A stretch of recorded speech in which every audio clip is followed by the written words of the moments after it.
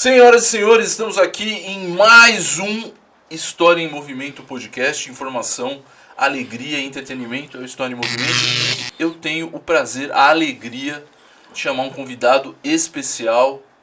Senhoras e senhores, Evandro! Como você Evandro. está, meu querido? Como Aliás, Evandro? a história que se preza está sempre em movimento, né? Isso é verdade. A evolução é isso, em movimento. Entre caos e acertos, a história está em movimento. Evandro, e você? Você está em movimento? Como é que você está hoje, Evandro?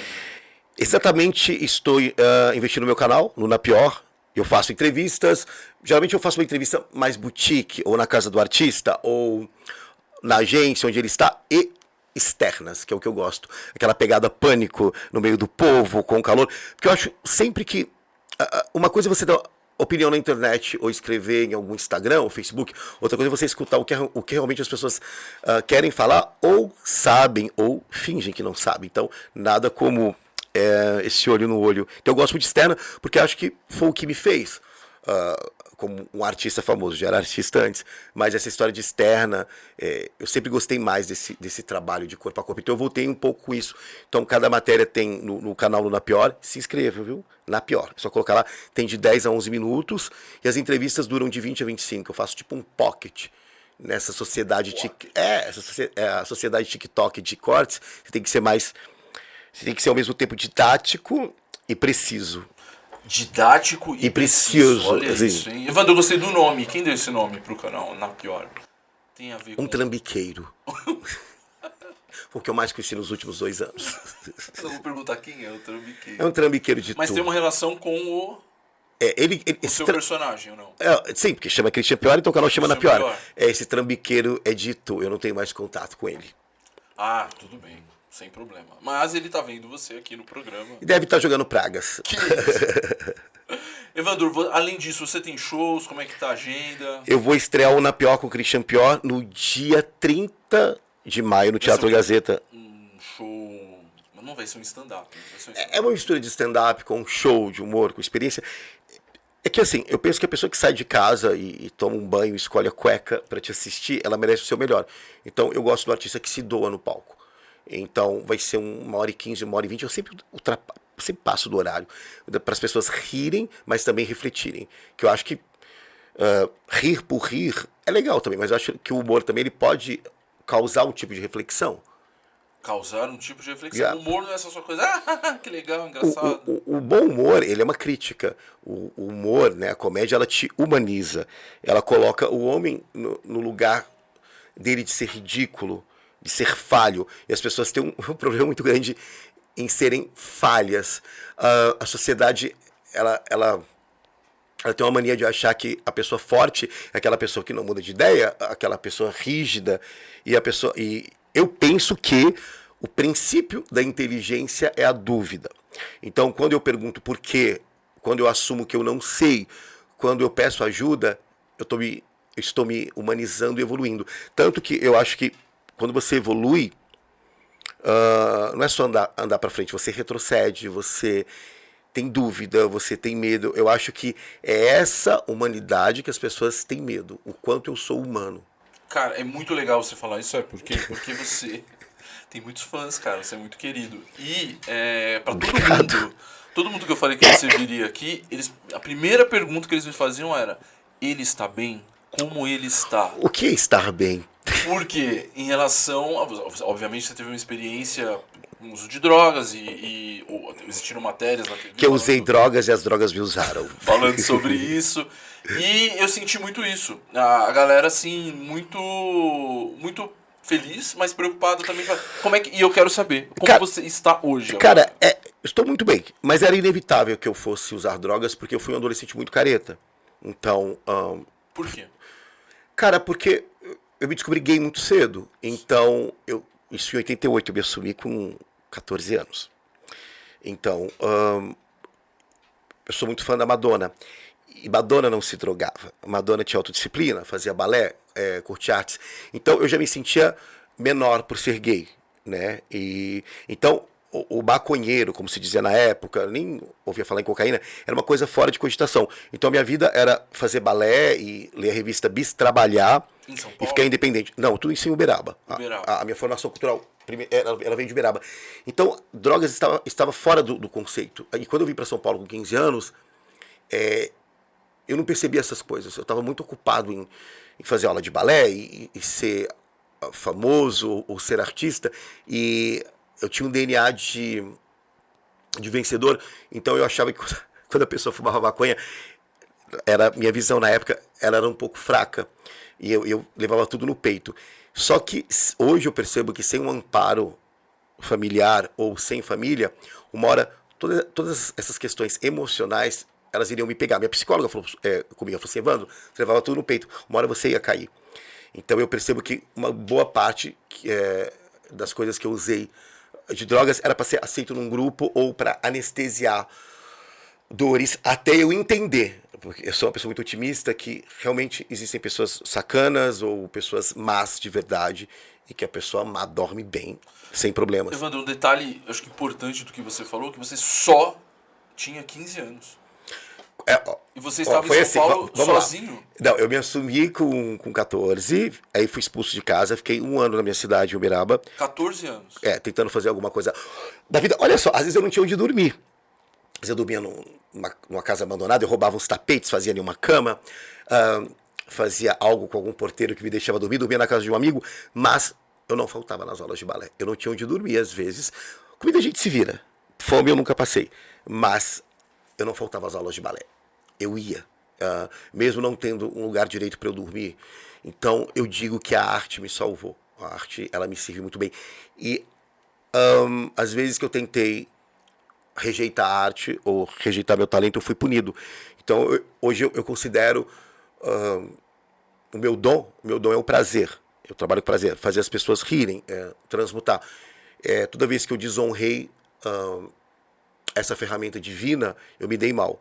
Então, fazer as pessoas sorrir, fazer as pessoas se sentirem especiais do devido valor, é uma das minhas funções. Então, quando eu entendi isso, e eu tenho que entender isso todos os dias, eu me sinto mais espiritualizado, ou mais perto de Deus, sem ficar rezando ou orando. Eu sou um cara que oferece café para Jesus. Sim. Falo: Jesus, como é que você tá? Como é que tá a humanidade? Você está conectado com Deus. Eu quero que Jesus ria, eu quero que Deus ria comigo.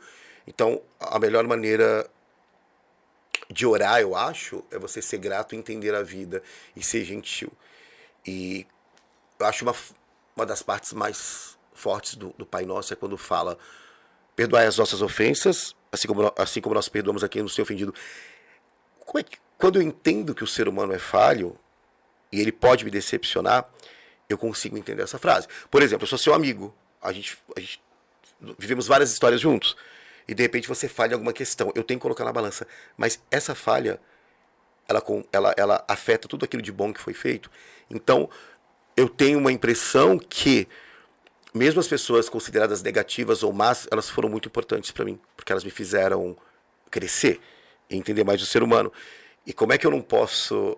E aí eu consigo assumir que eu sou um amante da humanidade. Mas eu só consigo ser um amante da humanidade se eu consigo entender os defeitos do ser humano, inclusive os meus. Entendi. Evandro, vamos lá. História em movimento, a sua história, e eu vou puxar 2 momentos importantes. Você falou que existia uma situação de você estar nos ambientes, você acabou começando o uso de drogas. Com 29 anos. Com 29 anos. Então, houve um período de 15 para 20, 14 anos aí que você... Caretérrimo. Super careta. E nem bebia, eu fui beber a primeira vez com 25. Nossa, nada, cerveja... Eu era a pessoa nada. mais louca do mundo, mais doida, perturbada, sem filtros e sem freios. As melhores loucuras que eu fiz, elas foram caretas. E o Evandro, hoje, você ainda precisa manter o tratamento. Porque pelo menos o que eu ouço... Não, eu vou ser dependente de químico sempre. Entendi. Só que eu não posso colocar isso em primeira instância. Porque se eu colocar isso, eu fico muito vitimizado. Então, eu também sou dependente de químico. Eu também sou gay. Eu também... Eu me imagino como uma pizza com vários pedaços. Aquilo que eu dou mais importância é aquilo que vai me dominar. Então, ultimamente, eu tenho dado mais ênfase no Evandro business, ou esperto, que está se reconstruindo e recomeçando. Então, aquilo que eu dou foco, aquilo que eu alimento vai ser uma coisa maior. Então, eu percebo que muitas pessoas que se envolveram com drogas, o que faltava para elas era uma motivação. O que eu quero fazer? Qual a minha profissão? Ou qual a minha missão? Qual o meu legado? E quando você perde esse sentido da vida, mesmo se você não usar drogas, você está morto. Você está vivendo no modo automático, no modo avião. Porque viver é complicado. Às vezes você tem que acordar e falar, meu Deus, tem que ressignificar tudo.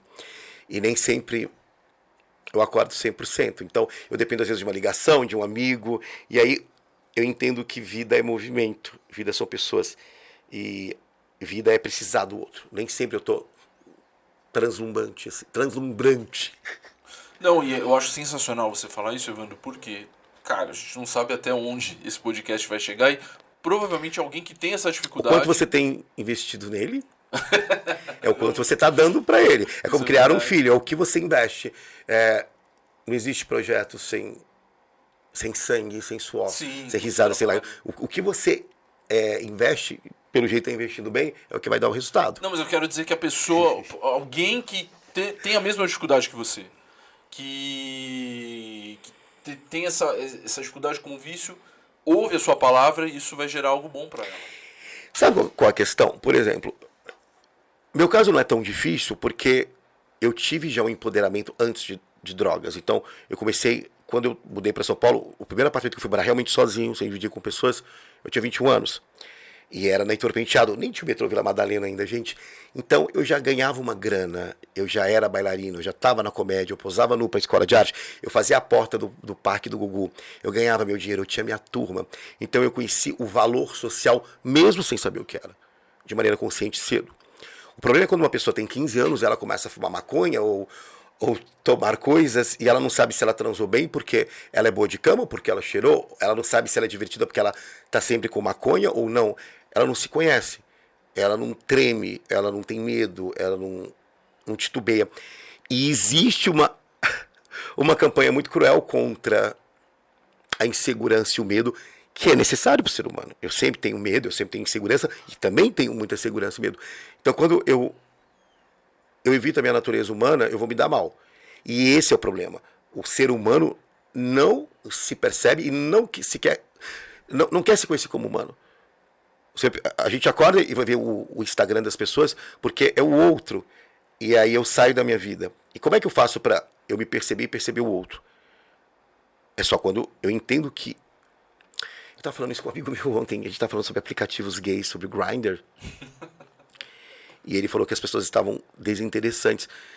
Porque se eu me acho desinteressante, o outro também é desinteressante. Quando eu foco no olhar que eu sou interessante, eu acho o outro interessante. E eu tenho que reconhecer o valor do outro. Se eu não reconheço o valor do outro, eu fico numa ego trip. Então, qual o valor que o outro tem? O outro tem uma história, tem uma trajetória. E isso eu tenho levado muito a sério. O tempo do outro, o investimento do outro, que as coisas custam. E não estou falando só de dinheiro. Elas têm um custo emocional, mental, espiritual. Muita gente fala, você faz piada muito rápido e tal. Hoje eu percebo que existe um desgaste na minha cabeça. Eu preciso de glicose no cérebro. Então eu parei de fazer gracinhas à toa. Geralmente eu dou um humor quando eu vou com a cara de uma pessoa. Então, eu chego aqui e brinco com o Michelangelo, provavelmente é porque eu fui com a cara dele. Se eu não fui com a cara dele, provavelmente eu vou ser só simpático, que é a minha obrigação.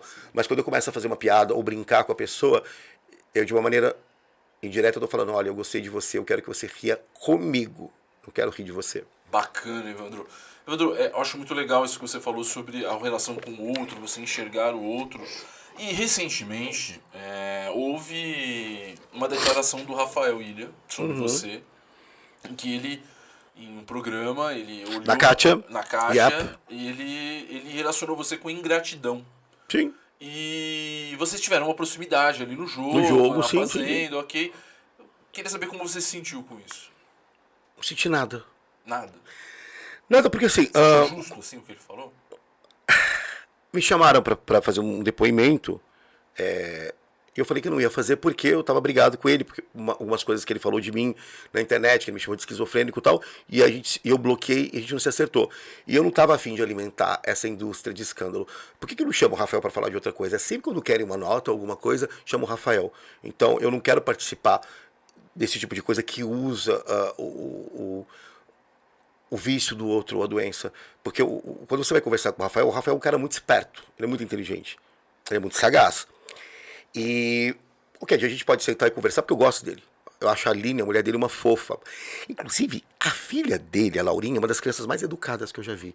No mundo de criança mal educada, aquela menina é uma princesa. Então um dia a gente tem que sentar e conversar. Mas eu não quero alimentar essa indústria que te chamam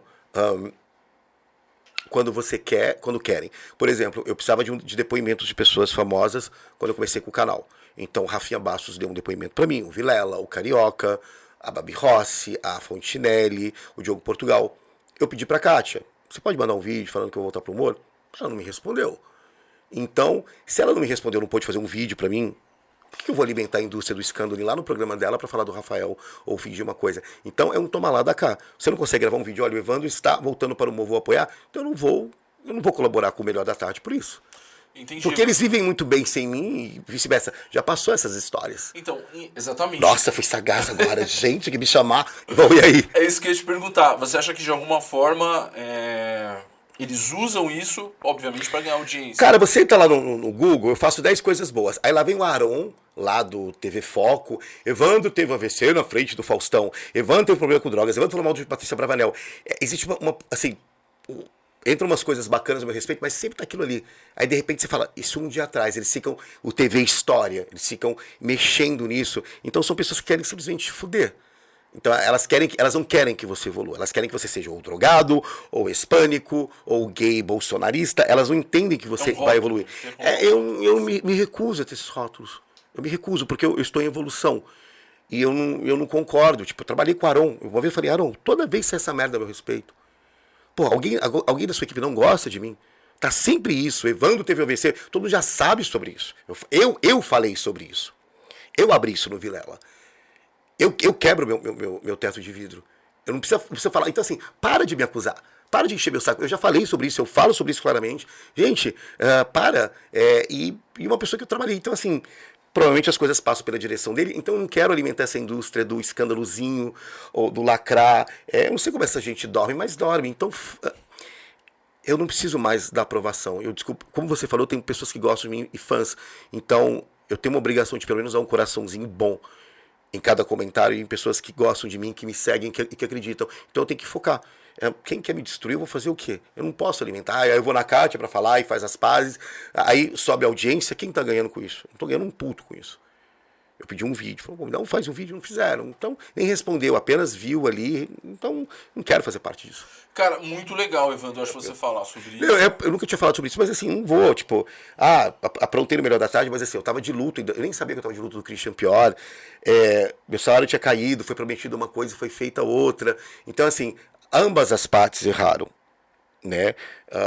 Eu acho que ali tinha uma pressa em dar um resultado, era uma casa nova, mas assim, a gente tá falando... um problema lá no programa da casa. Tive, e assim, então aconteceram algumas coisas, assim, que, sabe, então eu não tenho mais saco de camuflar, tem sempre a minha parte, mas assim, as pessoas ouvem o que elas querem ouvir. Elas querem ler aquele corte, que eu fiz isso, que eu fiz aquilo, mas poucos têm paciência para ouvir o que eu realmente quero falar, ou a minha versão. Então, eu não colaboro mais com esse tipo de coisa. Evandro, você acha que você está num momento de reconstrução? Eu me sinto com 15 anos de idade. Quando eu cheguei em São Paulo, eu também me sinto em 2001, quando eu comecei com o Debochou. Só que é muito louco, porque eu brinco que eu vejo... o jogo de xadrez de Deus. Então eu vejo aqui cresce aqui. Todo dia tem uma conquista, parece que não. E basta eu me movimentar. E também todo dia tem uma luta, alguém para derrubar, algum rato para sair do meu caminho. Então, talvez, pela primeira vez, eu me vejo como um ser humano. E isso é muito importante. Eu me vejo como um ser humano. Então eu estou num momento muito bom. Que bom, Evandro. Não é uma delícia o tempo todo. Para de falar que já deu meia hora, Michelangelo. Fica quieto, palhaço, ridículo. Por que não colocou a bateria antes? Por que não fez isso? Por que não previu? Tava cheio, quer dizer que eu desenhei a bateria? E se cortar isso na sua cara? Chato esse Michelangelo. Dá na cara desse Michelangelo, hein? Chama o Van Gogh, chama o Monet. Tá top, tá legal pra caramba. Vamos lá, Evandro. E legal, muito bom que você tá falando tudo isso, porque é a sua Porque versão. você é bonito, eu estou me abrindo. Ai, muito obrigado. Você é sexy. São seus olhos. Qual é seu signo? O pessoal fala que eu sou de aquário.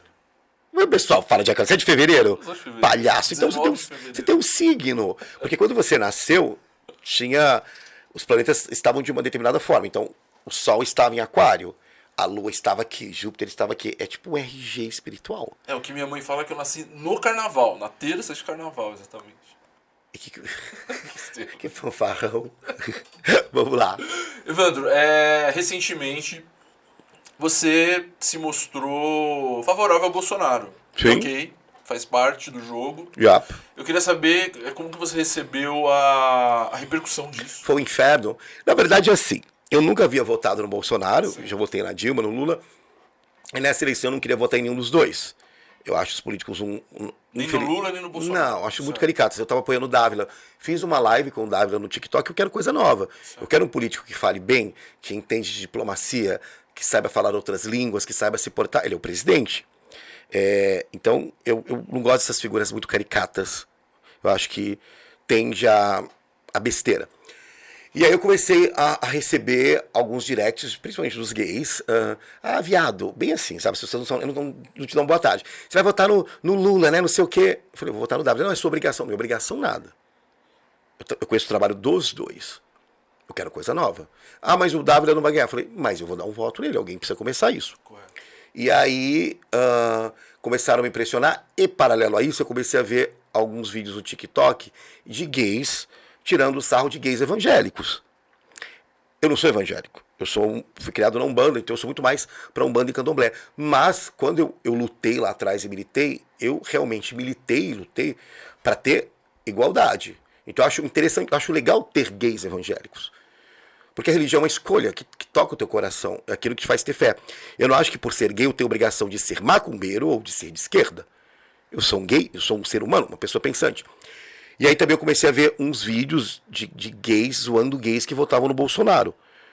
E fora que essa mesma patrulha é a mesma que fala que a pessoa tem que sair do armário. Por que a pessoa não sai do armário? Porque tem alguém transando com ela dentro do armário. O armário tem um monte de gente transando gostoso. Assumir ou Esse é um não... armário grande, né? Óbvio. Se eu me assumir... Que bom, eu me assumi porque foi necessário, naquela época era a visão que eu tinha, mas eu não posso obrigar uma pessoa a se assumir o que essas pessoas fazem. Porque o que acontece, eu não sei a história da pessoa, eu não sei o que ela tem a perder, eu não sei que empresa que ela trabalha, eu não sei como que foi a criação dela. Uma questão emocional. E é tão hipócrita que você vai no aplicativo gay no Grindr, o que mais faz sucesso é o sigilo casado, bissexual, pintudo, casado mandão. E isso não é falado. Então, se eu tenho um cara no sigilo num aplicativo gay de pegação, esse cara não é assumido. E por que não falam com esse cara que tá no aplicativo gay, fora do meio? Uma vez o cara mandou uma mensagem fora do meio. Eu falei, não, você é do meio, que você tá num aplicativo gay, você não é fora do meio. Então as pessoas são muito burras nas suas colocações, me irrita, não tem coerência. Bom, voltando ao Bolsonaro, aí começaram a encher meu saco. Eu tinha entrevistado o Bolsonaro umas 5... A gente foi no The Noite, com o Léo Lins, aí entrevistei ele na rádio, aí teve aquela matéria do leilão que eu cantei aquela música engraçada dos 5 travestis, e ele sempre foi muito simpático comigo. E aí a pegação no meu pé começou naquela época. Por que você não brigou? Eu falei, porque não é a linha editorial do meu personagem, Christian Pior. Se eu trabalhasse no Bradesco e chegar um Bolsonaro, eu vou atender ele do mesmo jeito que eu vou atender um Lula. Eu não posso ser tão passional. E aí também questionaram quando o Feliciano também foi na rádio, eu fui simpático, eu sou simpático. Eu só vou brigar com você se tiver um motivo forte. Eu vou te dar a patada se for necessário, se você me agredir. E aí ficaram enchendo meu saco. E curiosamente, a vida...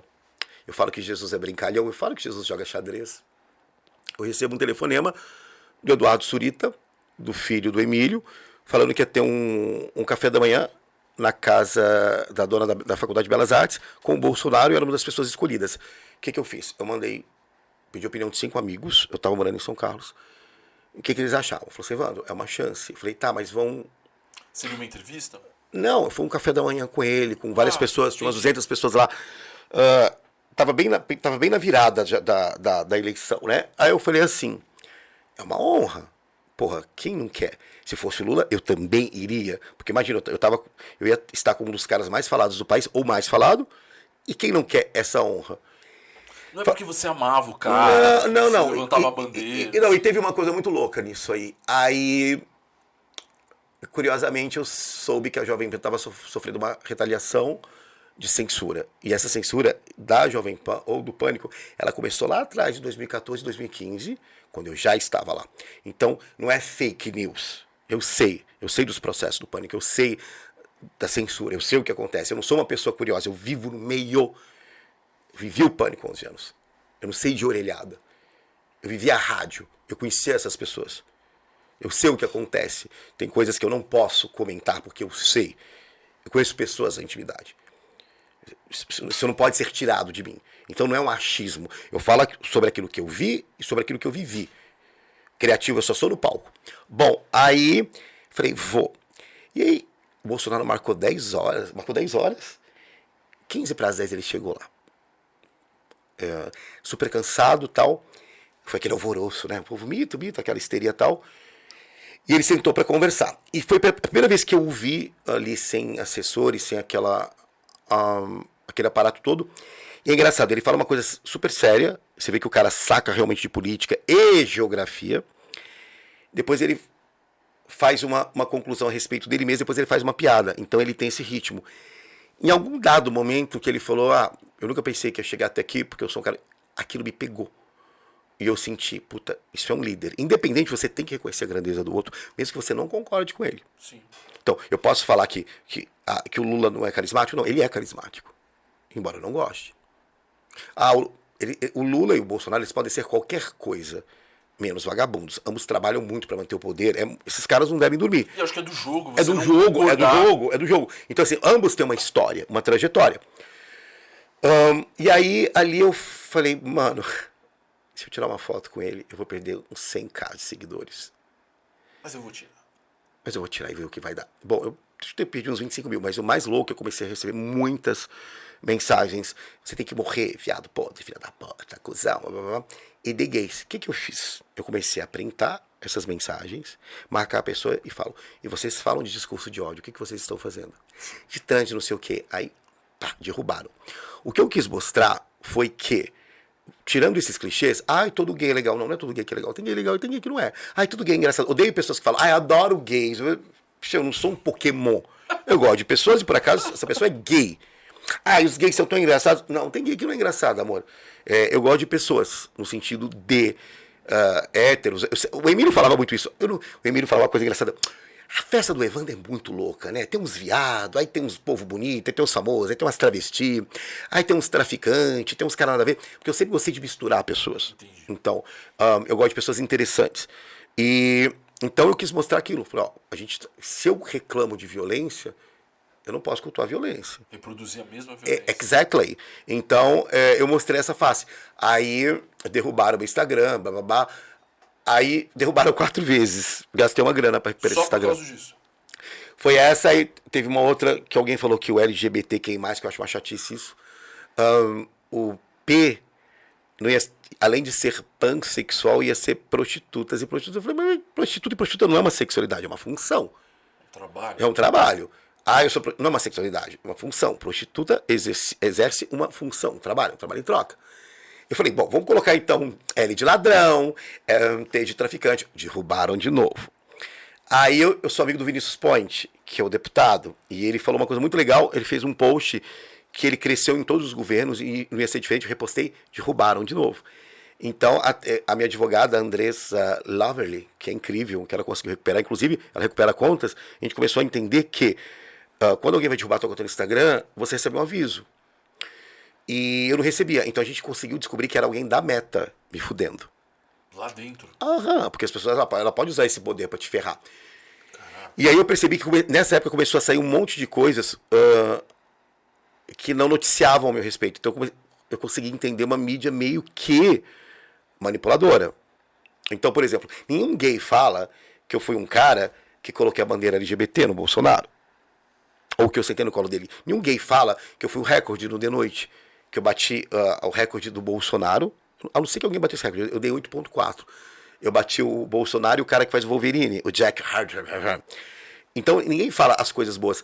No começo do Christian Pior, eu era acusado de depor contra a classe gay. Porque eu era um personagem muito efeminado e muito clichê. Hoje as pessoas, os caras pintam a unha de preto, põem cílios, eu sou mulher, eu sou queer. Então eu vejo que, na verdade, eu estive no embrião de muitas das coisas.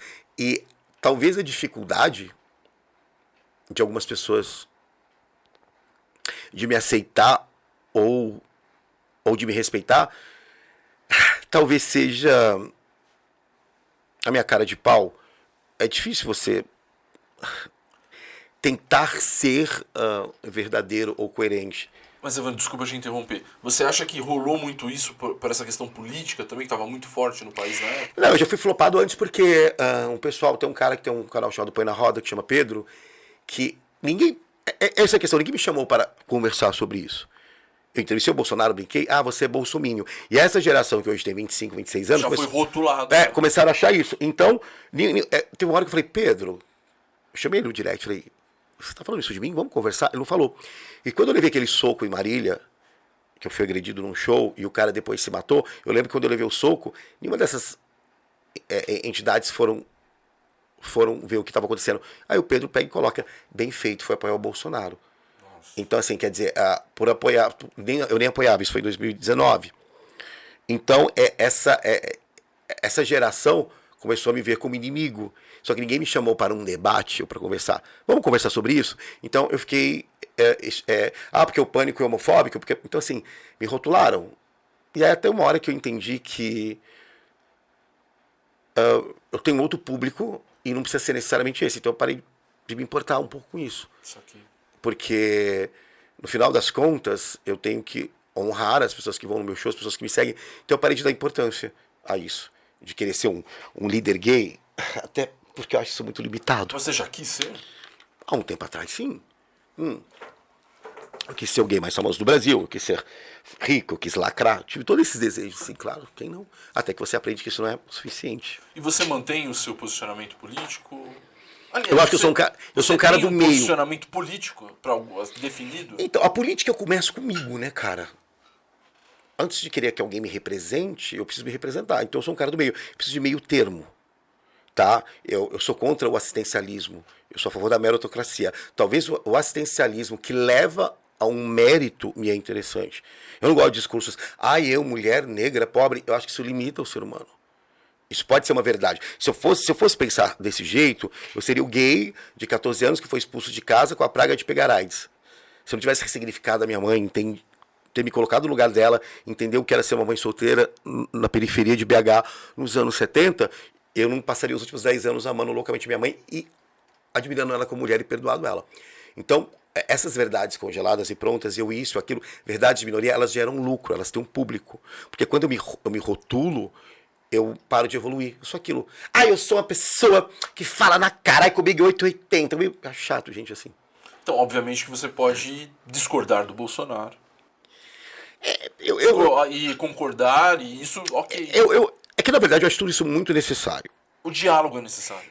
Não existe mudança sem caos. Tem uma histeria necessária, ou o Nicolas põe uma peruca, o outro rebate, porque isso faz esse enxame, depois de apaziguado, ele tem alguns questionamentos e observações. Então, se eu quero mudança, vai ter caos.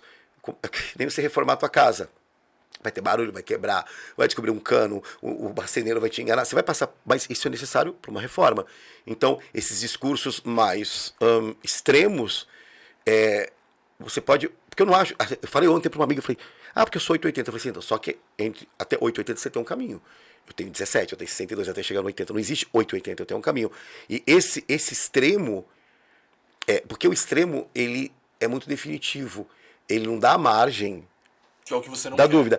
Porque eu falo que o princípio da inteligência é a dúvida. Então, uma verdade minha de ontem, ela pode mudar hoje. Se você tiver uma opinião mais legal, eu agrego a tua opinião para mim e falo, a sua opinião é mais legal. Saquei. Eu acho isso. Entendi, legal, Evandro. E eu acho que bom você colocar isso, até para que as pessoas pensem também que você é vermelho, eu sou azul e a gente não conversa mais. Outro dia eu fiz uma piada, posso falar uma piada podre? Você me lembra daquela discussão do azul e do rosa? Sim. Porque rosa, a mulher falou assim, eu acho rosa extremamente masculino, por exemplo. Meu pau é rosa?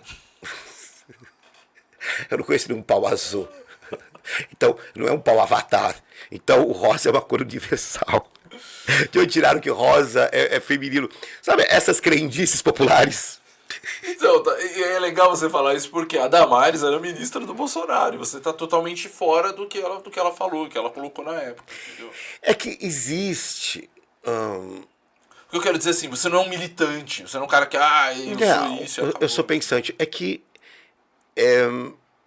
os discursos sensacionalistas, eles pegam uma parte da população que quer uma representação. Pensar dá muito trabalho, às vezes é doloroso você pensar, você questionar, você mudar de ideia, você perceber que você está sendo enganado. Então, esses discursos mais aflorados, né, eles manipulam assim, esses discursos que talvez... eu estava lendo que a Damares ela estava fazendo um trabalho muito sério sobre travestis na rua, que assim, é muito engraçado, porque a travesti é transex e tal. Quantas transex você realmente conhece e coloca dentro da sua casa? Eu conheço, eu já morei com travesti. Qual é a realidade? Tirando a lacração do TikTok, elas vão trabalhar com o quê? E querem trabalhar no quê? Você vai empregar? Você convida uma transex para a festa do seu filho? Ou você só lacra e fala de direitos, mas você não inclui ela na sua vida? Então, são tantos temas a serem debatidos de maneira séria, mas a histeria tal, a bolsa trans, bolsa travesti, bolsa isso, bolsa aquilo. Vamos fazer realmente um mapeamento. Os gays falam tanto de militância, tem uma casa na Bela Vista que vive de doação. E doação, papel higiênico, sabonete, shampoo, porque trans precisa de shampoo, tem cabelo grande. E estava fechando porque não tem doação. Se cada uma dessas pessoas dessem R$5, você manteria um lugar desse. Eu estava ajudando políticas LGBT, a Impulse, Florescer. Na pandemia, eles não aceitam dinheiro, eles aceitaram creme dental, R$300, eu fiz uma puta de uma compra. O lugar é lindo, bacana. Esses militantes vão lá realmente ver isso? Então você acha que rola muito discurso e pouca prática? Eu acho que rola muita hipocrisia. Eu faço uma hashtag e estou feliz com a minha consciência, porque o social é chato fazer. Dá trabalho, é frustrante, tem que ter muito estômago. As pessoas não têm. Então é muito bonitinho. Eu hashtag aqui, hashtag ali. E essa hashtag a pessoa nem consegue respeitar o pai ou a mãe, ou o chefe. Ela não consegue honrar o lugar que ela trabalha. Ela caga pro chefe, ela caga pro local de trabalho e fica falando de direitos. É engraçado, eu estava conversando sobre isso com um amigo. Eu sempre converso isso, né? Com um amigo ontem. Meus direitos. Quando eu vou trabalhar, primeiro eu tenho que saber os deveres e cumpri-los. A partir dos meus deveres, eu posso ter direitos. As pessoas elas querem ter direitos e talvez deveres. E a vida não funciona assim. Tudo isso querendo um iPhone 14. Eu vou confessar pra você que um dia eu me senti muito hipócrita, porque eu tava deitado na minha cama, tava muito frio, debaixo do edredom, do cobertor, e falando assim, Deus, ajuda quem tá na rua, passando frio. Aí eu olhei assim, mas eu tô aqui, então, o que eu tô fazendo pra essas pessoas? Mas é o pensamento. E aí rolou uma mudança, de pegar as coisas... Mas o quanto você trabalhou por esse edredom? Não, trabalhei. O que você abriu mão deste edredom? O que você fez? O que você lutou para ter isso? Mas eu podia fazer mais. Eu podia ajudar, igual você fez. Mas por que você teve esse pensamento? A partir do momento que eu tenho o básico... Eu posso dividir. Aí eu posso pensar no outro. Eu não ajudo o outro se eu não tenho o básico. Então, se eu tenho onde morar, se eu tenho uma comida, aí eu posso pensar nisso. Talvez eu possa ajudar o outro. Como? Como eu posso ajudar o outro? Matando a fome. Porque eu tenho. Então, a reflexão, ela vem a partir do momento que isso já está abastecido na minha vida. Então, você não foi hipócrita, você teve um pensamento. E qual o problema? Verdade, mano. Não tem que se culpar. Porque também não adianta eu ajudar. É muito fácil você ajudar as pessoas à distância, do AX para uma ONG, e você não ajuda quem está do seu lado. Você não é gentil. Eu ajudo as pessoas. A mulher trata o marido que nem um cavalo, e o homem trata a mulher como se fosse uma empregada. Como é que eu posso acreditar numa gentileza à distância se eu não tenho a gentileza perto de mim? Tá vendo? Você imaginou que o Evandro viria aqui e nós iríamos só rir, piadas e tal. E não, cara, o Evandro tá dando pra você conceitos de vida, de como você pode tratar as pessoas que estão ao seu redor, dividir as coisas. Evandro, você está me surpreendendo. Eu sou o palhaço filósofo. Acho que o verdadeiro comediante ele tem que conhecer bastante da tristeza para ele poder brincar e rir. Mas são conceitos, cara. Eu não sou gentil com ele, com o Michelangelo, eu venho falar da fome do mundo, do carinho. Se eu nem cumprimento o Michelangelo, não falo oi com você, não falo oi pra sua esposa, se eu não pratico essa porra dessa gentileza diariamente, aí eu quero fazer discursos. Cala a minha boca. Primeiro eu vou fazer o meu redor melhor e depois eu vou pensar numa outra coisa. Porque rola muito discurso, né? Rola muita chatice. Evandro, uma galera, inclusive eu, me incluo nisso, te conheceu no Pânico, obviamente. Yep. Você trabalha no Pânico como Christian Pior nas festas. Olá, e... pessoas. Olá, você... Emílio, me ajuda. Ai, que horror, Emílio. Me tira daqui. E você tinha aquele humor ácido e era muito engraçado. Aliás, o Pânico tinha um estilo de humor muito diferente. Nós somos Rolling Stones. Isso, bem por aí. E eu queria saber como que você entrou no Pânico. Como foi isso, essa história? Eu já era um comediante conceituado no meio da comédia. Já tinha feito Risorama, tinha um grupo chamado Debo Show. Eu sou da mesma safra do Rafinha, da Calabresa, do Marco Luque, do Oscar. E aí eu comecei a ter um espetáculo chamado Absurdo, que estreou no Beverly Hills, que era o primeiro comedy de São Paulo, que é do Robson e da Michele. E a Andrea, que Deus a tenha, a minha primeira empresária, ela conseguiu uma entrevista no Pânico, na rádio. Aí foi eu, a Ionara, o Karim e a Andrea, éramos em 4. E no dia todo da Regô, sentou, eu fiquei sozinho, enfrentando aquela bancada toda. Eu falo muito rápido, porque eu tenho SPA, Síndrome do Pensamento Acelerado. E o Emílio falava, fala mais devagar. E eu explicando os personagens, o Pai de Santo, Percival, Denilma Bilhões, Vanice, tinha uns 10 personagens. E aí, quando acabou, ele deu aquela piscada, o diabo veste prado, falou, quero falar com você. Ele me chamou para fazer um personagem, 3 minutos na Rede TV. Fiz o Percival, o terapeuta sexual. Que de pior não existia. Não, foi criado por mim e pelo Emílio. O Emílio queria um cara que falasse das roupas e comentasse que ele viu esse formato na gringa, no Red Carpet. E aí eu coloquei Christian Pior, porque eu gosto da mesma de hora, eu fiz um trocadilho. E ali surgiu o Christian Pior de uma hora para outra, porque eu fiz esse quadro, 2 semanas ele me ligou do nada para fazer o casamento da Vanessa Camargo, e eu fiz esse casamento com a Sabrina, ganhei R$100, pior que foi verdade, ela entrou pra festa, eu não, meu mundo virou. Depois ele me chamou para fazer Fashion Rio com a Sabrina, uma semana depois, mais R$100. Aí depois, e eu não ligava pra ele pra saber se ia rolar o contrato. Eu tinha tido muitos quase lá, eu fui muito educado. E você curtia o trabalho, tava curtindo. Eu tava enlouquecendo, porque meu show tava lotando só porque eu tinha aparecido no Pânico. E ao mesmo tempo eu não tava alimentando esperança. Porque eu já tive... Imagina o show lotando e você querendo e não podia... Eu havia tido muitos quase lá. Eu pensei, eu não transei com as pessoas certas, eu não fiz amor com as pessoas certas, eu não puxei saco das pessoas. Então que merda é essa? Não vai rolar. E aí, depois o Fashion Rio, fiz o Fashion Rio, também R$100. Aí... R$100? Era o cachê da época, 2007. Mas esses R$100, cara, eu comecei a fazer muita coisa antes de realmente ser efetivado. Aí foi um pessoal do Ratinho no meu show e um pessoal da Record, do Record SBT. Aí eu liguei pro André Machado, que hoje é diretor do Hulk, e falei, ó, vieram atrás de mim, mas eu não posso falar nada porque eu tenho uma gratidão com o Pânico. Aí o Emílio me chamou, fez meu primeiro contrato de boca de 6 meses pra fazer rádio e TV. E a gente não tinha noção que o personagem ia virar tanto. Então, 3 meses depois, eu estava indo pra Ibiza fazer internacional, capa da Rolling Stone, Veja, a mídia me adulando. Eu não podia mais andar de metrô. Muito rápido, né? E acho que talvez uma das chaves dos problemas começou aí, porque como eu era um cara sozinho, de família, amigos, ninguém te ensina que é o melhor contador, ou o melhor advogado, ou o melhor investidor, ou o melhor empresário. Você começa a empregar amigos, e aí você se ferra. Então, e o Pânico não vai ter tempo de te assessorar, você precisa gerar conteúdo, ninguém é pai de ninguém. Sozinho? Se eu me sinto, eu já senti. Não, você se sentia nessa época. O que eu quero, assim, mesmo com tudo isso em volta de você, quando acabava isso, você se sentia sozinho, assim, sem ninguém pra poder contar ali do lado ou não? É que, antes de tudo isso acontecer, eu sempre tive bons amigos, tive bons namorados, então eu era um cara que as pessoas gostavam. Eu não tinha esse poder, né, de mídia. Mas eu fui me sentindo sozinho com o passar do tempo, que eu virei uma máquina, não tinha vida pessoal. Era show, era YouTube, era matéria, era Missão Impossível, era meu namorado enchendo a porra do meu saco, meu ex, né? E as coisas acontecendo, eu tendo que alimentar a gente, tendo que ajudar minha mãe, e eu virei uma máquina, um nugget. E eu não olhei pro ser humano. E quando eu comecei a entender algumas coisas, era tarde demais, o circo estava montado à minha volta. Mas não mudaria uma vírgula. Porque ele foi maravilhoso e fascinante. Exatamente isso que eu ia te perguntar agora. Você, esse período, início do Pânico e todo mundo te conhecendo, você curtiu isso? Muito, muito. Embora algumas vezes era muita aflição, mas eu curtia muito, porque eu comecei a realizar sonhos de amigo. Eu vou pra Paris, vamos comigo, André. Vamos ver o show da Lady Gaga em Nova York, vamos ver.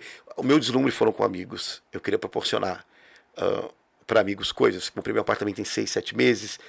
E foi um erro, porque você tem onde morar, aí você fala, foda-se agora. E eu não pensei em juntar mais ou fazer mais coisas, porque você não tem aquele apoio. Estava fazendo muito dinheiro, você fazia muito dinheiro naquela época. Então, eu comecei a me tocar quando um dia eu abri meu guarda-roupa e vi umas 4, 5 peças com etiqueta. Eu falei, que peças são essas?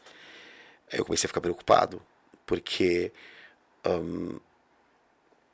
você tem um estilo de vida muito louco. Eu não tinha noção de parcerias nessa época, eu não tinha noção de investimento. Então, é muito delicado quando uma pessoa fica famosa. Né? As pessoas querem ser famosas, mas isso requer muita responsabilidade e maturidade. Então, emocional também? Principalmente.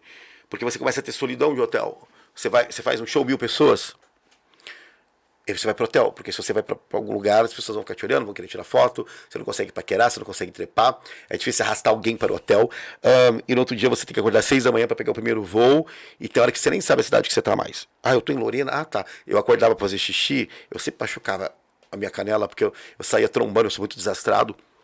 Nossa, eu tô onde? Ah, tá, amanhã eu pego o voo, você começa a entrar no modo avião. Teve uma época que eu tinha paura de Congonhas ou Santos Dumont. Eu não aguentava mais 3, 4 vezes por semana fazer mala. Tanto que eu já deixava uma mala pronta, com uma necessaire pronta, para não ter erro, que você esquece escova aqui e ali. É muito louco isso. Mas quem assistiu o programa, cara, achava que aquilo era uma profissão dos sonhos. E você falou que curtiu isso até. Mas é uma profissão dos sonhos. É uma profissão dos sonhos. Depende da ótica, só que é business. Você tem que dar resultado, você tem que da audiência, você tem que levantar, você tem números, seu quadro precisa subir. O Pânico alimentava famílias, você tinha câmera, você tinha editor. Então, o produto final, que era o personagem ou o ator, ele tem que gerar aquilo. Você gera lucro, você gera receita, e você tem que olhar isso com responsabilidade. Então, é um sonho. A ideia é que seja um sonho para quem esteja olhando, mas é um business. E o Pânico você tinha que ter muita disciplina e muita resiliência. Exatamente isso que eu quero perguntar. Por quê? É um business, é um sonho para quem está assistindo, mas por trás das câmeras, obviamente, vocês tinham um trabalho que era muito sério. Um trabalho ou vários trabalhos? Então, como eram os vários trabalhos, entendeu? Como era, eu quero perguntar assim, além do glamour, como é que era o trabalho mesmo, cara, entendeu? De criação, de todo dia eu tinha que olhar um ser humano muito peculiar e muito inteligente, que é o Emílio Surita. Acho que é o cara mais genial que eu já conheci. E ele sabe muito bem fazer o jogo. E ele é um excelente chefe, um excelente pai e um excelente homem. Então, você quer nivelar aquilo. Então, você olha pro Carioca, genial, dedicado, intenso, bola, pontual até não sei aonde. Você embarcava 10h30, o Bola chegava 9h30 antes. Você tinha o Vesgo, que tava gravando. Tem essa piada aqui, esse corte aqui, esse ângulo ficou bom. Eu tava diante de gênios. Pessoas geniais. Então você se esforça para ser genial. E você aí não sabe. Então você tem um resultado. Então éramos a crista da onda, éramos loucos, engraçados, rebeldes. Só que aquilo tinha um compromisso profissional. Então a gente trabalhava às vezes virado, ou com sono, ou com fome, muitas horas de porta de festa, mas era gostoso. Então, muitas frescuras que as pessoas têm, eu falo, mas por que você tá fazendo drama? Por quê? Porque eu passei pelo Pânico. Entendi, então o Pânico tinha essa casca em você. Também, eu já tinha... Você tem que ter uma pré-casca para entrar no Pânico. Você tem que ter algumas coisas que elas vão ser mais afloradas, e mais exploradas, e mais grandes. Você tem que ter um DNA do Pânico. O Emílio queria um gay do fundão. Geralmente o gay é bibizento, Não, eu era o gay do fundão, que brincava, zoava, era zoado, sem medo, destemido, sem muita representação dramática ou vitimizada. Christian Pior era do caralho. É do caralho. Então, não é você ser só da zoeira. É você se despir do seu ego. É você ser capaz de ser ridículo, ou bobo, ou idiota. É uma Sabrina que é genial se passar por burra. É uma Nicole se passar por ingênua e não é. Então a gente trabalhava com contrapontos. Eu sou muito vira-lata, eu falo com Deus e o mundo. Eu sou uma biscate. Eu fazia um personagem snob. Então eu só sei fazer o snob se eu conheço a humildade. Então um trabalho de autoconhecimento muito grande. O Bola era o escrotão. É o cara mais gentil. Eu tenho vontade de morder o Bola. Tão gostoso e legal. Pô, Bola é do caralho. Pô, o Carioca um puta de um cara monogâmico, bom pai, bom marido, e fazia um malandro. Então, isso era a nossa mágica. Você acha que o pânico rolaria hoje, Evandro? Do jeito que está a sociedade, o que as pessoas pensam? Eu acho que hoje seria necessário, porque a gente está prestes a passar por uma mudança cultural. A gente vai cair no neorromantismo, porque fomos longe demais dos discursos, isso gerar a humanidade. Na tecnologia, agora é hora do homem entender que a tecnologia, ela caminha com ele, não domina ele. Então todo mundo está um pouco cansado e ninguém sabe por quê. Lacrar, causar, isso demanda muita energia, isso tem que ser mantido. Então é chato, uma sociedade você tem uma MC pipoquinha falando merda, fala, meu, é isso aí? Universitários, fãs, o que ela tem a dizer? Quem é essa pessoa? A sua rainha da putaria, o que é putaria, gata? Sabe? Então, o quanto isso machuca o ser humano. Eu sou muito a favor da putaria, ela é necessária, mas eu também sou a favor de você exercer o seu afetivo, porque gostar realmente de uma pessoa e namorar essa pessoa é você ser vulnerável. É você gostar dos efeitos da pessoa, você admirar. Transar com 10 é muito fácil. Você põe o aplicativo e vai transando, mas e a tua alma? Onde é que fica? Uma hora você vai... E a sua necessidade de apoio, de carinho, de acolhimento, de romance. Porque pra você amar, você tem que ser corajoso. Tem que ser muito homem pra você gostar. Pra você se prontificar. O princípio do amor é a humildade. Eu reconheço que o outro é importante, eu reconheço que o outro me fascina também. Dito isso, eu saio do meu egocentrismo e vou para o outro. Então, o amar é um exercício de humildade. As pessoas não querem ser humildes. Ainda estão no discurso, que eu sou isso, eu sou empoderado, eu sou a porra toda. É muito chato esse tipo de gente. Evandro, você contou pra gente que você entrou no pânico. Muito chato esse tipo de gente. Você entrou no pânico, não, é muito bom você falar isso, porque tá expondo a sua opinião, isso é maravilhoso. Chato. E você pegou esse hype, né? A coisa rolando, os seus shows, e o Christian Pior estourou, você viajou e tal. Quando que você sentiu que um dia isso ia acabar? Quando acabou, ninguém te fala que vai acabar. Um dia a gente tava na rádio e o Billy falou, a gente vai até o ano que vem, em março, a Band não vai rescindir mais com a gente. Foi simples assim. Foi um choque pra você? Foi, e nesse dia eu ainda tinha que gravar uma matéria. Eu, Cariúcha? Não, eu, Cariúcha, foi o prêmio GQ, que a gente entrevistou o Cauã, a gente tava em prantos, chorando, porque aquilo ia acabar. Caraca, então não foi uma coisa assim que todo mundo esperava na época. Não. Mas era outros tempos começando. Nem sinais, assim, nada? Sim, redução de salário de 40%, Masterchef era um programa mais barato, e também tava tanta audiência quanto. O Pânico já estava esgotando a fórmula, ficou muito pessoal para todo mundo. O NASA ainda tentou salvar o programa no último ano, antes do Alan ser demitido. O Alan foi demitido e tal, mas a gente já tinha sido... não tinha mais para onde ir de criatividade. A fórmula estava esgotada. E aí aconteceu o que aconteceu. Se o Pânico voltar, você volta pro Pânico? Óbvio. Temos aqui, Christian Pior pode. O Christian Pior tá... Claro que sim, por que não? Foi o programa que me fez. Você acha que eu vou... Ai, não quero falar sobre isso. Meu cu, gente. A pessoa ficou famosa com o Pânico, ganhou dinheiro. Ai, não quero falar. Teve as coisas, teve, gente. Mas todo mundo queria ser famoso, todo mundo que tava louco por dinheiro. Então pagamos por isso. Todo mundo tava louco de aparecer. Muita gente reclama, né? Muita gente... Pô, mas e por que tava lá? Por que estávamos lá? Porque queríamos dinheiro, queríamos fama e queríamos glamour. E aquilo era legal, de certa maneira. Não era tão horrível assim. Tinha, como todo emprego, tem coisas ruins e coisas boas. Agora, eu sou famoso no nível quase praticamente internacional. No entrevistar um Bono. Claro que as mazelas vão ser tão grandes quanto os prazeres. É uma questão de matemática. Sim, sim. Evandro, nós estamos caminhando já pro final, né, da nossa... Onde é o final? Onde é o final? Eu queria que você contasse rapidinho pra gente como foi a experiência da Fazenda pra você. Ai, foi tão gostoso aquilo, gente. Comida boa. Ali eu aprendi... Você quase ganhou a Fazenda. Fiquei em quarto lugar. Não ganhei porque me sabotaram, né? A minha votação acabou no sábado e tinha que acabar na segunda. Eu tava pau a pau ali pra ficar eu, o João e o Rafael. A Record, você diz? Óbvio, não iam dar o primeiro prêmio pra um ex-drogado e pra uma bicha macumbeira que cantava pão de macumba lá na Fazenda, que é uma emissora evangélica, né? Quer dizer, eu saí numa segunda, acabou na quinta. Eu saí no dia do meu aniversário, não deixaram eu ir pra casa, eu tive que ficar no hotel pra festa final, que eu tive que brigar com o Gabi, com Dona Ana Paula Renault, aquela gente, mas eu fui até o quarto lugar. E foi legal, porque foi ali que eu aprendi a ter medo. Mas eu achava que você ia ganhar, Evandro. Eu também, mas eu precisava ter sido mais puto. Eu tinha que ter me virado contra o Rafael.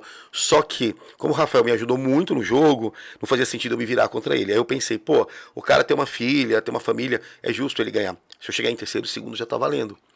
E não ia fazer sentido a história que eu contei lá dentro, do nada virar contra ele por causa de 1 milhão. Falei, isso eu posso ganhar depois, futuramente. E até porque o campo para comediante é maior do que para músico. Sim. Comédia você tem que só ser engraçado, você pode fazer o que você quiser. Mas foi ótimo.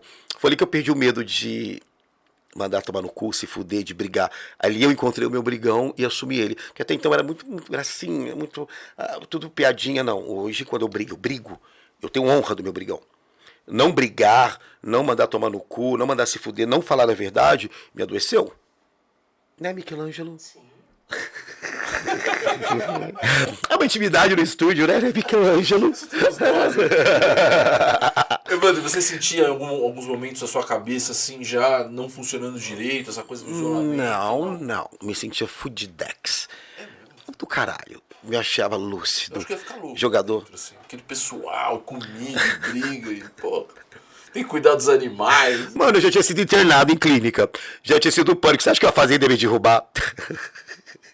Entendi, mano. E qual foi... Tudo bem que a Fazenda não te derrubou, mas qual foi a parte mais chata? Assim, que fala, putz, isso é muito chato. Isso não rolava. Não era chata a Fazenda. É uma das baitas experiências que tive. Não era chato, era divertido. Tinha animal, comida boa, briga, treta. Rafael e eu aprontando, festa. Rindo. A festa eu achava bobagem, era obrigação. Festa tinha que estar divertida sexta-feira pra gerar corte. Gerar audiência. Mas era legal, porque aquele tucano, Rafael com aquele roupão.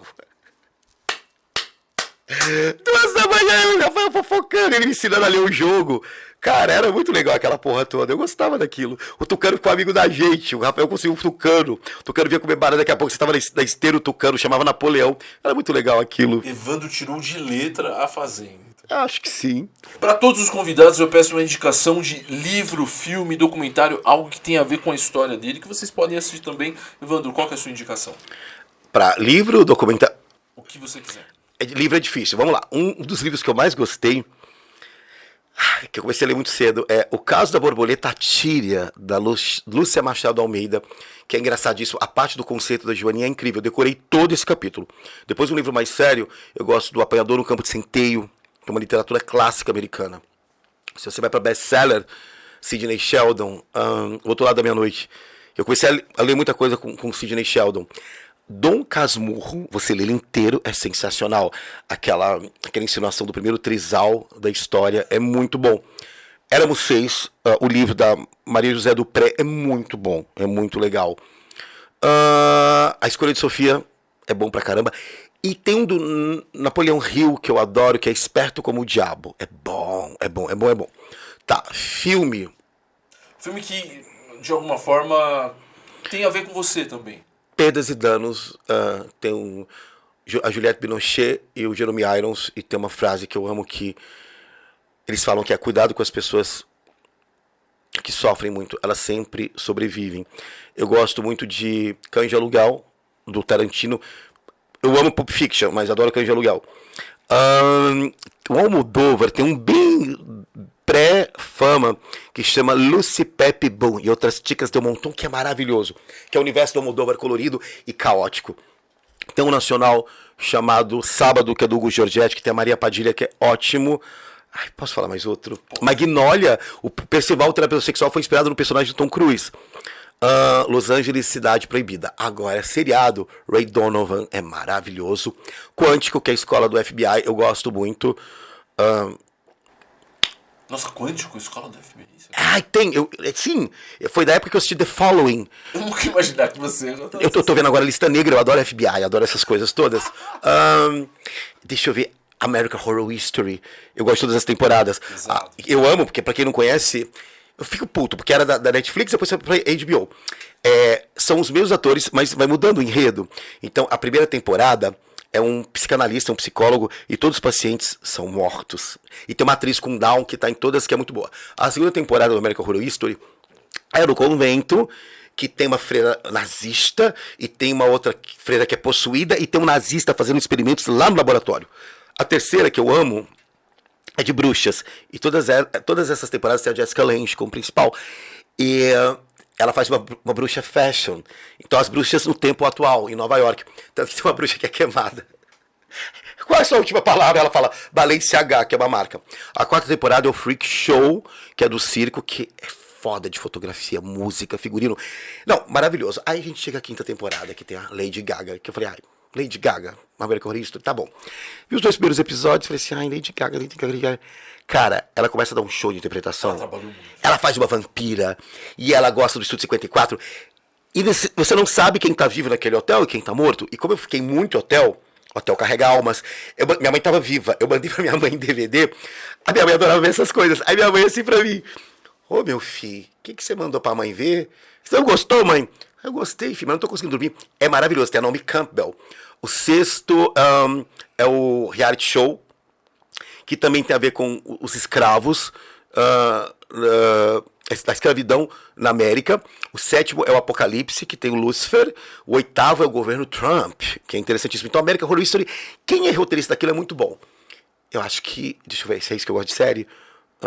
Redor of American Horror Story, Quântico, The Following, com Kevin Bacon, que é bem legal. E agora, Lista Negra. Cara, eu vi muito seriado na vida. Tipo, eu sou muito fã de... Versalhes é muito bom. Do Palácio de Versalhes é muito bom. Inventando Ana é bom pra caçamba. E é verídico. Eu amo seriado. Eu não vejo novela, eu vejo seriado, né? Eu vejo tudo no celular. Eu não consigo ver televisão. Tá vendo? As indicações do Evandro, você pode escolher qualquer uma delas, que eu tenho certeza que você vai gostar. Principalmente dos livros. Evandro, só dá uma recapitulada no nome dos livros para pessoas... O Casa Borboleta Tíria. Outro Lado da Meia-Noite, Sidney Sheldon. O Apanhador no Campo de Centeio, do DJ Salinger. Outro Lado da Meia-Noite, de Sidney Sheldon. Dom Casmurro, que é muito bom. Éramos 6, que é bem bom. E Esperto como o Diabo, do Napoleão Hill. Eu tenho uma surpresa para você, Evandro. Uma surpresa. O que será? Do programa, um presente. Um vibrador? História em Movimento. Não é um vibrador. Da Dick's Store, você conhece essa empresa? Eu gosto. Eu tenho uma agenda linda que a Dick's Store me deu. Aqui pra você. Eu queria outra agenda daquela. What is this? Foi tomar meu cappuccino.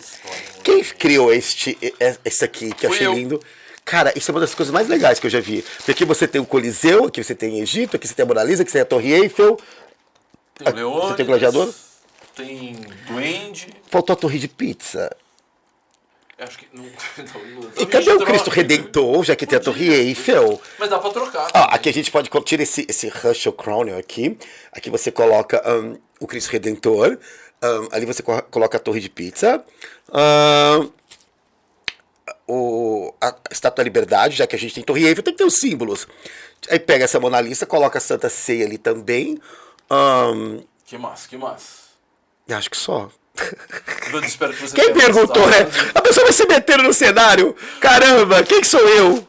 Espero que você tenha gostado. Eu não vou pegar nessa mão grossa e grande. Não, é de leve. Não, eu tô 2 semanas sem fazer sexo e você faz meu tipo. Foi um prazer você aqui. Cara do caramba, obrigado. Obrigado por perguntas tão inteligentes. Nossa, eu tô feliz.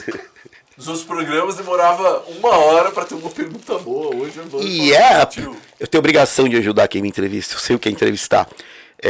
Como eu falei bem no começo. Isso aqui tem um custo, isso aqui tem suor, tem lágrimas. Se eu sair da minha casa, eu tenho que dar meu melhor. Não posso ser patife. Chega de gente banalizando tudo. E torço pelo seu trabalho muito. E eu quero ir no seu show. Evandro, fala aí como você se... Vai ser dia 20 de maio no Teatro Gazeta. Evandro Nunca Fui Santo. E dia 30 já de junho no Comedy Sampa. Esses 2 por enquanto, mas eu vou fazer outras datas. Eu quero fazer uns aqueces antes, porque o show está imperdível. Vamos prestigiar. O Evandro está de volta e pensando muito no trabalho. E tem mais novidades por aí ou não? Coisas que podem acontecer. Tem uma frase que eu li uma vez, que eu sou fã da Madonna, né? E a frase era da revista Time, dizia assim: muita coisa pode acontecer a uma garota em um ano. 1985 é o ano e essa garota é a Madonna. Então, digo eu, muita coisa boa pode acontecer a um homem. Esse homem é Evandro Santo. Esse ano é 2023. É isso. Valeu, galera. Obrigado. Foi sensacional. Obrigado. Valeu, Se inscreva no canal. Esse canal tem corte. Se inscreva. Deixa de ser preguiçoso. Se inscreva no História em Movimento. Exatamente. Se inscreva. Deixe seu like, se inscreva Você no canal. pode se inscrever. Você tá fazendo xixi, você se inscreve. Você ativa o sininho. Assista os cortes. Se você assistir as propagandas, ele vai ganhar um dinheiro. Então, em 30 segundos, você veio assim, fazendo cocô lá, uma propagandinha, assiste um pouco. Colabora com o outro. Você quer prosperar? Faça o outro prosperar também. É assim que funciona. Valeu, Evandro. Obrigado. Ó! É nóis.